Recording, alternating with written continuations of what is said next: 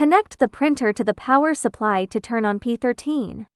Before filling the ink, power on the machine, and install the printer driver and RIP software to test its performance. Once the printer passes the test, proceed with ink filling. Add ink to the corresponding ink bottles. Shake the bottles thoroughly before filling to minimize sedimentation. Gently move the ink cartridges back and forth to remove them sequentially. Use the provided syringe to extract 3 to 5 milliliters of ink from each cartridge.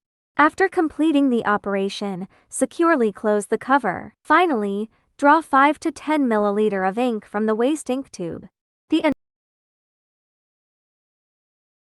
Click Clean in the driver software to clean the print head.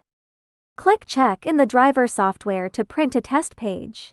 If the test strip shows clear colors with no breaks, it means the print head is functioning properly.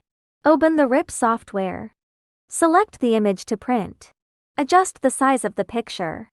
Click the RIP button. Check top margin, left margin, and right margin. Click Print to send the image to the printer and start printing.